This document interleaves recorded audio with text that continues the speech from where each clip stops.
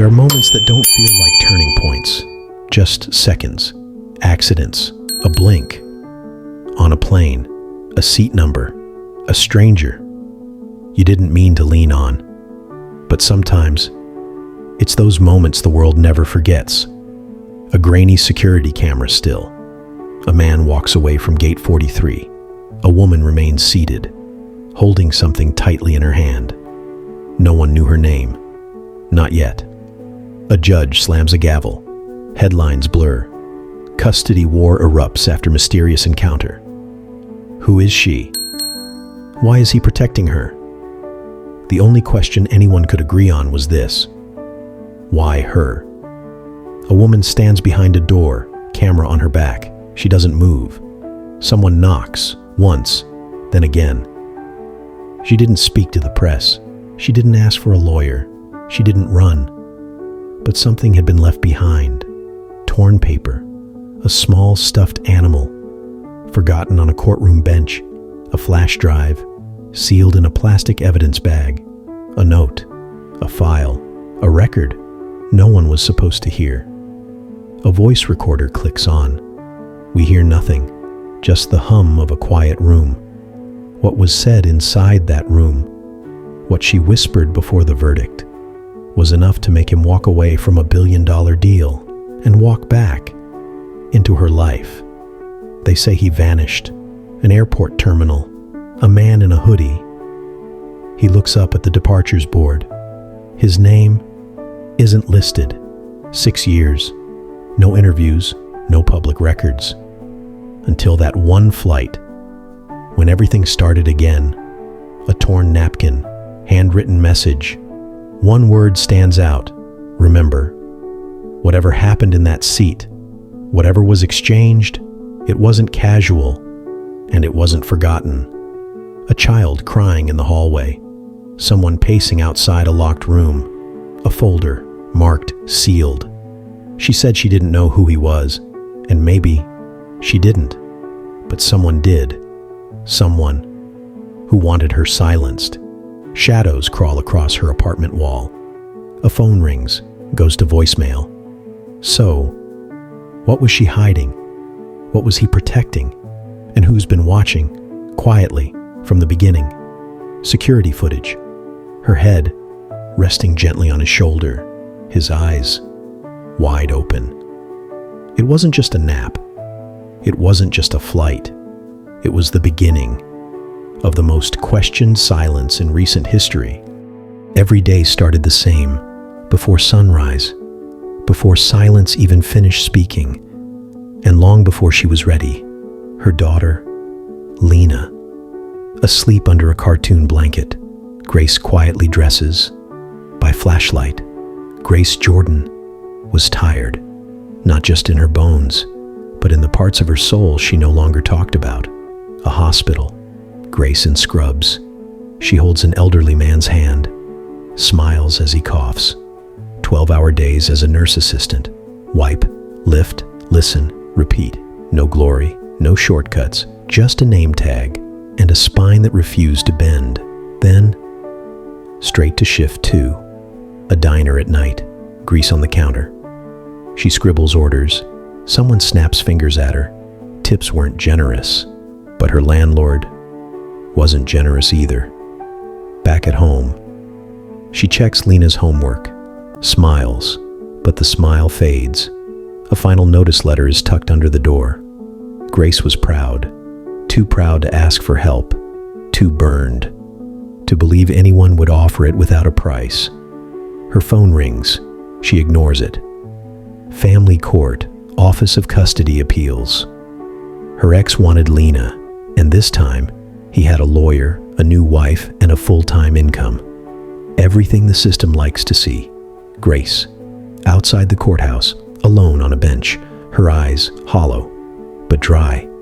No matter how hard she fought, the world never looked twice at women like her. Unless they lost, unless they broke. Then, an email.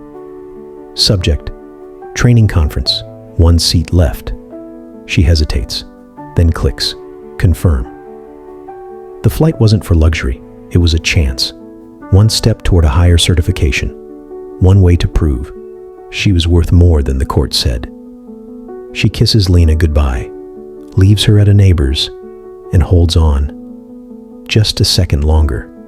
She didn't tell Lena why she was going. She didn't have the words, only a prayer that she'd come back stronger than she left. Airport terminal. Grace leans against a cold window. A boarding call echoes in the background. She hadn't slept in 2 days. Her hands were shaking. Her eyes closing. Her boarding pass. Seat 14A. A man ahead of her. 14B. She didn't know his name. Didn't care. She just needed rest. Inside the plane, Grace's head slowly leans to one side, landing gently on his shoulder. And in that moment, without a word, without a plan, a story began. Grace at the airport, gripping her boarding pass. Her daughter's scarf is tied to her bag handle. She didn't belong there. Not really. Among polished shoes and carry-ons worth more than her monthly rent. She was out of place and just out of time. A long line at the boarding gate. People scroll on their phones. Grace stares blankly ahead. Her feet ache in worn sneakers. The court hearing wasn't about justice. It was about proving she was enough. Enough income, enough structure, enough strength. All to keep her daughter. PA announcement. Flight 298 to Charlotte now boarding. Grace exhales deeply. Her ticket is crumpled from being squeezed. She boards slowly, finds her seat. 14A. She stows her worn bag under the seat. No overhead bin room left. Middle row, right over the wing. No view, no comfort, but at least it was quiet. A man in a dark tailored suit approaches. He checks his ticket. 14B. He nods politely and sits beside her. He didn't say a word, didn't smell of cologne or judgment. He was just still, like the calm before something. The plane is stuck on the tarmac. Announcement. We're currently delayed for takeoff due to weather in Charlotte. Passengers groan. The delay wasn't on the schedule. But then again, neither was change. Grace exhales, shifts uncomfortably, closes her eyes. Her head leans slightly, then slips. Her head gently lands on the suited man's shoulder. She stirs, but doesn't wake. She hadn't meant to. It just happened. When your body is that tired, it stops asking for permission. The man glances at her, his expression unreadable. But he doesn't move. He simply lets her rest. He didn't flinch, didn't shrug her off. He just let her be, as if he knew the cost of pretending to be strong for too long. Time passes. Flight finally takes off. The plane is in the air, lights dimmed, quiet hum of turbulence. For the first time in months, Grace slept like she wasn't being hunted, like the weight she carried wasn't hers alone, like she mattered, even if no one said it. Her eyes flutter open. Her head still rests on his shoulder. Her face flashes panic. She jerks away. Grace whispers, "Oh my God, I'm so sorry." He turns, smiles softly, doesn't speak, just nods. He didn't laugh, didn't smirk, just looked at her like she wasn't broken, and somehow that shook her more than any words could. She sits up straight, nervous, fidgeting. He gently places a folded napkin on her tray table, stands, walks down the aisle. Flight attendant. "Sir, we've landed." Grace looks around. People are standing, collecting bags. He's gone. She had slept through landing, through his exit, through the moment she might have asked his name. She unfolds the napkin, handwritten, neat, slanted letters. "You looked like you carried the world. Let someone carry you for once." She stares at the note. The noise of people gathering fades. It's just her, and those words. That was it. No number, no name, no clue who he was. just a stranger with kind eyes and timing too perfect to be an accident. Grace exits the plane. Her eyes scan the terminal, almost searching. She didn't know what had just happened, but something had shifted. Not in the world. In her. She slips the napkin into her journal, tucks it between pages of scribbled prayers and unpaid bills. And maybe, just maybe, the universe had nudged her, with a napkin instead of thunder, and a shoulder instead of a sermon. She didn't know it yet. But this man, this quiet stranger, was about to reappear. And when he did, he would change everything. Grace stands at the kitchen sink. A final notice sits on the counter. The faucet drips. 3 days after the flight, life resumed, except now, everything felt heavier. Maybe because nothing had actually changed, except the part of her that had dared to hope. Lena runs to her with a drawing. Grace smiles, but her eyes flick toward the eviction notice. The landlord had stopped knocking. Now he just sent ultimatums. 7 days, no mercy. Phone rings. Grace answers cautiously. Caller. OS. Ms. Jordan, this is Ms. Hale from the Rowe Foundation. We reviewed your application. Are you still interested in the outreach coordinator position? Grace. VO. Wait. The what? Grace scrolls through old job applications. Her eyes widen. She did apply, months ago. She had forgotten she even submitted it. She was qualified, barely, desperate, entirely. Grace at a thrift store, pulling a blazer off a hanger. It doesn't fit. She buys it anyway. Her reflection in a train window. Sunlight blurs the city outside. She couldn't afford the fare. She couldn't afford not to go. What she didn't know was that she was walking straight into the arms of a story. She hadn't finished dreaming. A tall glass building, the Rowe Foundation etched in gold lettering. Grace stands frozen outside. It didn't look like a place where people like her got hired. It looked like a place where people like her cleaned the elevators. Inside, she rides the elevator in silence, heart pounding, rehearsing lines in her head. Outreach coordinator. She could do that. She knew how to serve people. She just didn't know if she could serve herself. Receptionist smiles. He'll see you now. Grace, soft. He? She steps into a sunlit boardroom. Everything gleams. Polished wood, glass, quiet wealth. At the head of the table, the man from the flight. Same calm eyes. No suit jacket this time, just presence. It was him. The shoulder, the napkin, the stranger who said nothing, but saw everything. Grace freezes, her file clutched tightly to her chest. James Rowe, gently. I hoped it was you. She doesn't speak, doesn't move. She should have run, should have laughed, should have questioned why a billionaire was chairing interviews for a mid-level job. He stands, extends his hand. James, you looked like someone who wasn't waiting to be saved. That's rare. A moment of stillness. Two people who met by accident, now face to face by design. He said the job was real, the pay even better, but the timing, the connection, too perfect to be coincidence. Grace finally finds her voice. Grace, why me? James doesn't answer. He just smiles, the same quiet smile from seat 14B. Was it fate or something far more dangerous? Grace signs a contract. The napkin is tucked into her planner. She got the job, but what she didn't get was the truth. Not yet.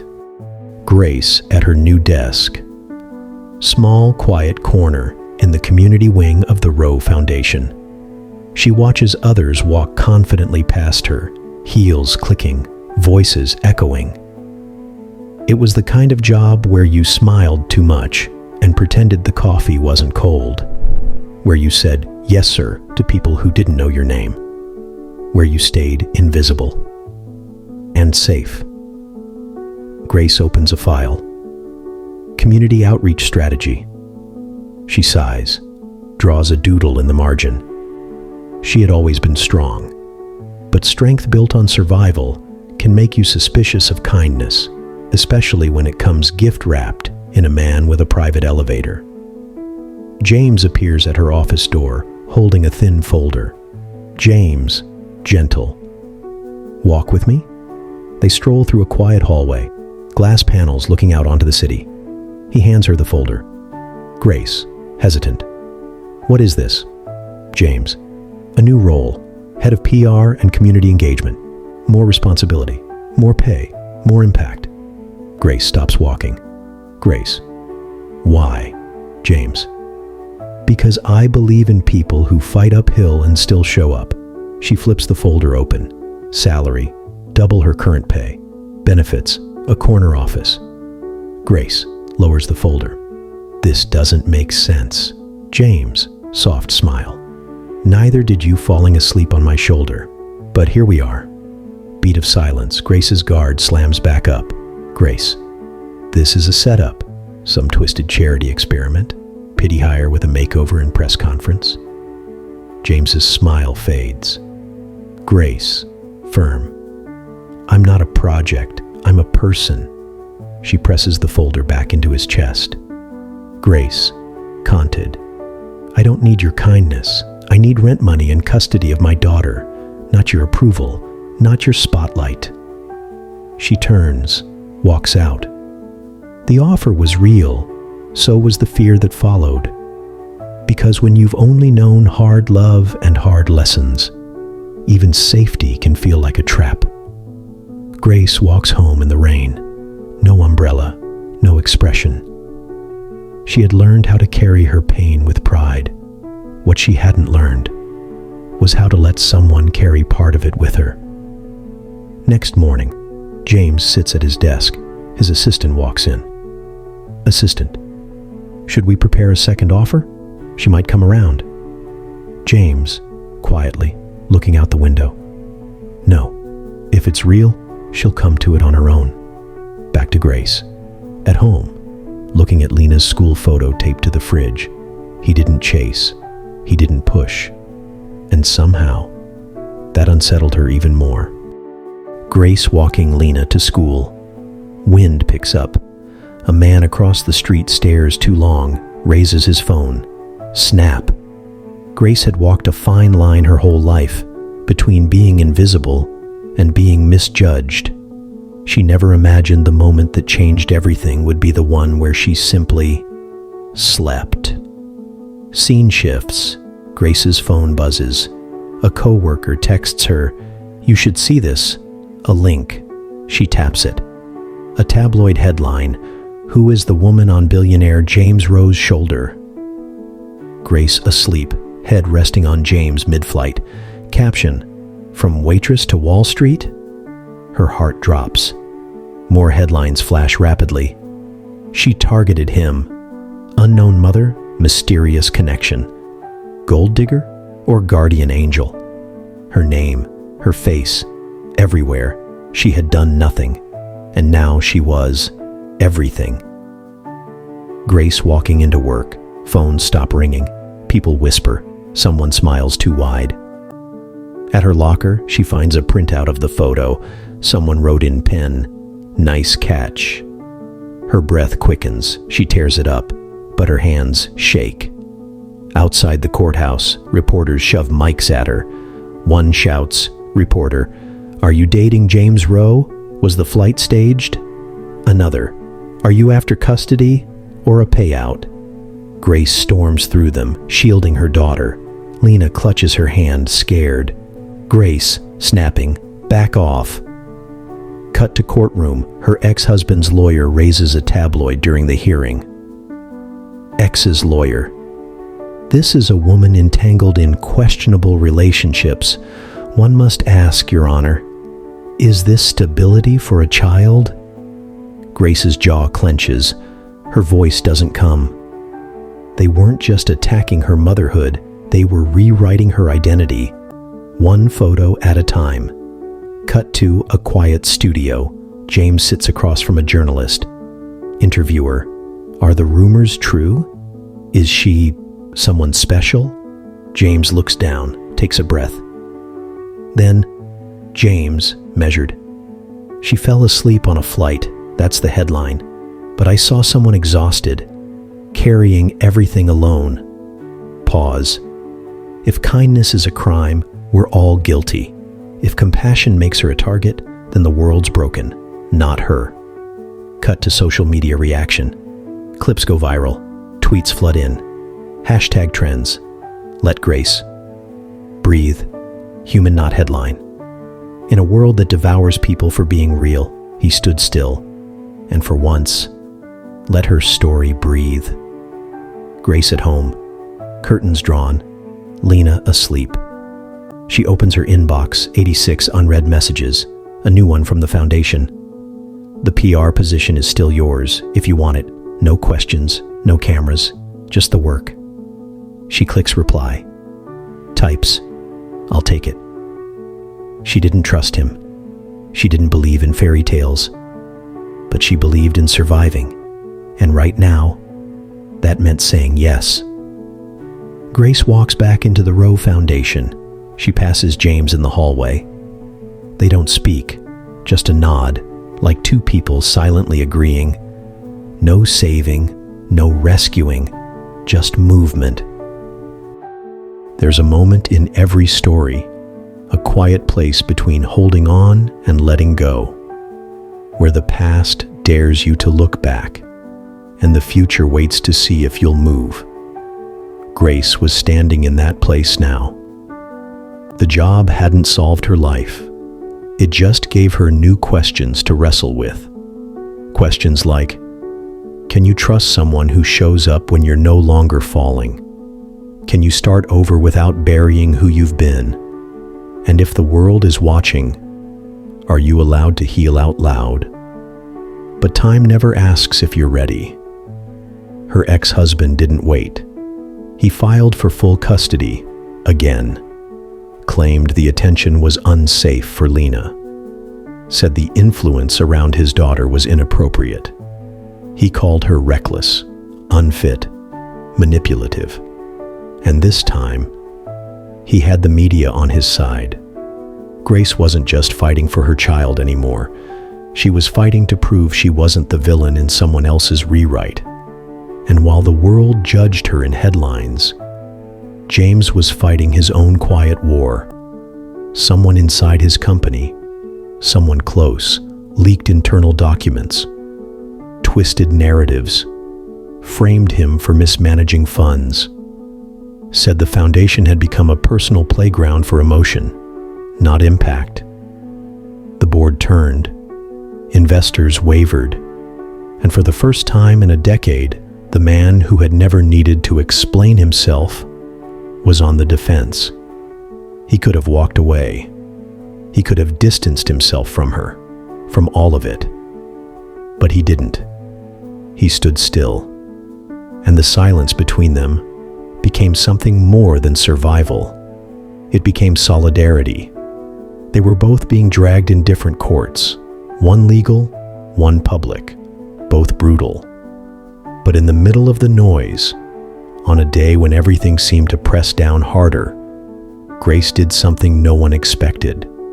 She showed up, not to defend herself, but to speak for him.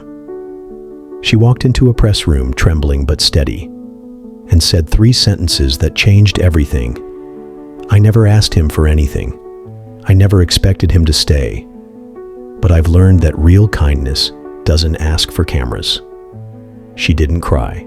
She didn't beg. She just stood, visible, unashamed. And in doing so, she became dangerous to everyone who needed her to stay small. Grace stands outside the courthouse. No reporters, no photographers, just her, holding Lena's hand, waiting. For what? We don't know yet. But some storms don't pass. Some, you learn to walk through. Some stories don't fall apart at the end. They shatter at the peak, right when you start to believe everything might finally be okay. For Grace, that moment came quietly, then all at once. It started with the glances, strangers whispering, phones pointed at her when she picked Lena up from school. Then came the messages, unsigned, the knocks on her apartment door at 2 a.m., the job offer that was suddenly under internal review. She was being watched, but worse, she was being targeted, not because she lied, but because she stopped hiding, and her ex-husband was watching too. He didn't need new ammunition. The world had handed it to him. The headlines, the photos, the speculation dressed up as concern. He filed for full custody again. This time he brought lawyers with teeth, armed with screenshots, gossip blogs, and phrases like emotional instability and public endangerment. Grace had never been perfect, but now they painted her like a scandal in human form, and the man whose shoulders started it all was suddenly silent, until she found him, alone in the foundation's office, papers scattered, suit undone, eyes hollow. And in that moment, the mask she had held up for everyone else cracked. She didn't scream, she didn't cry, but her voice was sharper than either. You gave me hope I didn't ask for, and now I'm paying for it. He didn't look up, didn't defend himself, because he knew. Hope is beautiful, but it's not safe. And when the world sees someone like her rise beside someone like him, they don't cheer. They dig. He had meant to help. But intentions don't shelter you from consequences. Now, Grace was losing her daughter, losing her name, losing the thin line of dignity she had spent years rebuilding. And James was losing her. Not because she stopped caring, but because she couldn't survive this war while carrying both her child and his silence. Fade to black. A shot of Grace sitting in a courtroom hallway, Lena's stuffed toy beside her. No cameras, no applause. Just breath, just waiting. Sometimes when the world grows too loud, you don't scream back. You go quiet. That's what Grace did. She handed in her resignation. No speech, no goodbyes. No need to explain what everyone thought they already knew. She deleted her socials, changed Lena's school route, stopped answering unfamiliar numbers. She carved silence out of chaos and stood in it alone. Not because she wanted to, but because no one else was standing with her. The job was over, the opportunity gone. And the man who once said, "Let someone carry you," had vanished behind a fortress of lawyers and silence. He didn't call, didn't come, didn't try. And Grace wasn't going to beg for someone who had the whole world behind him and still chose to disappear. Court was days away. The media hadn't slowed down. They just changed angles. From mystery romance to custody crisis. Grace wasn't just fighting for her daughter. She was fighting for her right to be enough without needing rescue. She boxed up the last photo of her and James, shoved it in a drawer, locked it, then ironed her only suit, rehearsed what she'd say in court, tried not to think about the judge's face, or Lena's questions, or the fact that no matter how hard she tried, the world still believed she needed saving. And far away, in a room no one could see, James watched. The television was muted, but the images weren't. Grace, dragging Lena through flashing cameras, eyes down, back straight.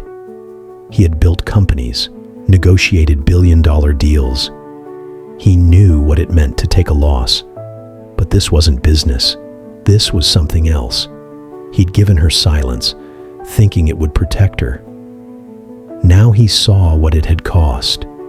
Footsteps echoing in an empty courthouse. Grace sitting with Lena, quietly tying her daughter's shoes. No words, just time ticking down. Courtrooms aren't built for truth. They're built for argument. And that morning, Grace sat beneath a mountain of both. Every glance from the opposing counsel felt like a knife. Every question sharpened to humiliate. They showed the photos, played the clips, painted her as impulsive, reckless, an unstable mother latching onto power. She didn't flinch, didn't cry, but her hands trembled just once when they brought Lena's name into it. The judge asked questions. Her lawyer tried, but the tide was turning, and Grace knew it. She could hear it in the sighs, see it in the judge's eyes. The quiet leaned toward a man with money, a house, and a version of stability he never actually lived. And just as she was preparing herself for another goodbye she hadn't earned, the courtroom door opened. He didn't enter like a savior. No spotlight, no entourage.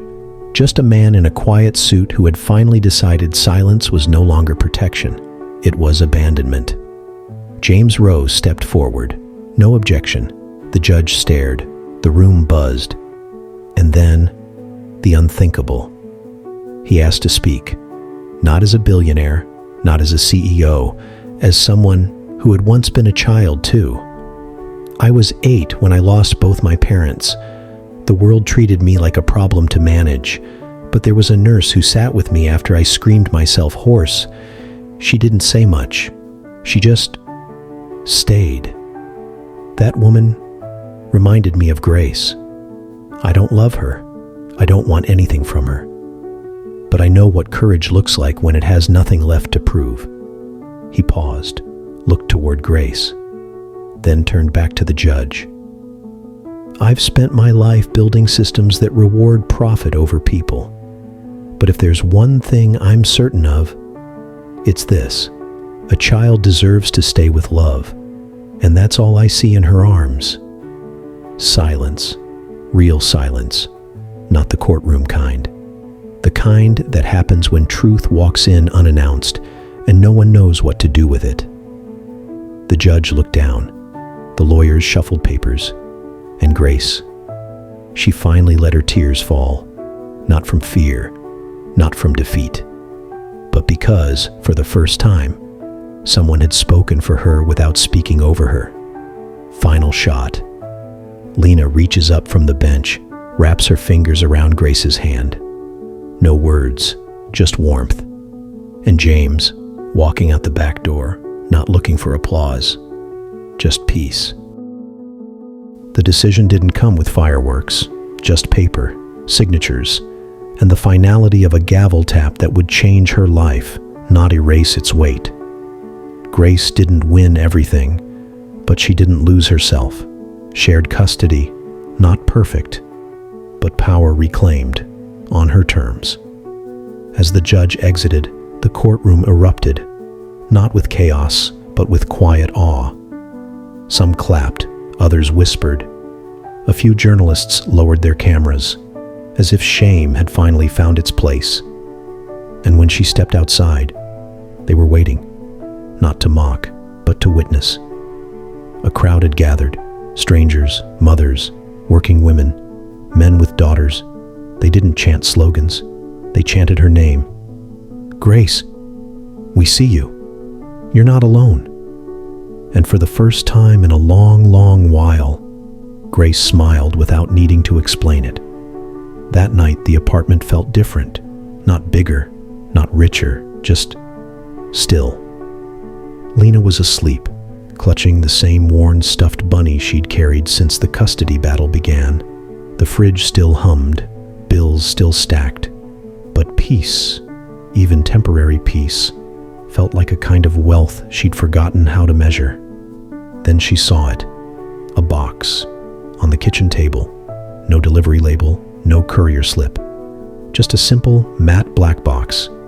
Inside, documents, a trust, a fund, a full ride, high school through college, in Lena's name. No contract, no conditions, no spotlight, only a small embossed card tucked at the bottom. 3 letters handwritten in silver ink, JR. That was it. No goodbye, no call, just a gesture. So quiet you'd miss it if you were still shouting. He didn't do it for headlines. He did it because love doesn't always arrive with grand declarations. Sometimes it arrives and leaves in silence. But it leaves light behind. The house was quieter than usual, not from absence, but peace. Lena sat on the worn living room rug, crayons scattered, drawing a picture of a plane, a woman asleep, and a man in a suit. She looked up. "Mom, will we ever see him again?" Grace didn't answer right away. She walked to the window, watching the streetlights flicker on one by one, like the world remembering how to soften. And then without turning, maybe when the world's quiet enough to hear kindness. Lena went back to coloring, and for a moment it felt like the story had settled. But then, a vibration, a quiet buzz from her phone on the table. Grace glanced over. One message, unknown number. But she didn't need the contact saved. Just 5 words. "Still up for that coffee? Jay." She didn't smile wide, didn't cry. She simply stared at the screen, then whispered into the stillness, "Maybe this time, I won't run." Not all fairy tales begin in castles. Some start in silence, on an airplane, on a stranger's shoulder, in the moments we almost miss. Because sometimes, the most unthinkable part of a love story is simply that it's real. What would you have done if you were Grace? Would you have trusted the note, taken the job, walked away, or stayed for coffee? Tell us. What moment stayed with you the longest? Drop it in the comments below. And if you believe that kindness still exists, in silence, in strangers, in second chances, then like, subscribe, and share this with someone who needs to believe it too.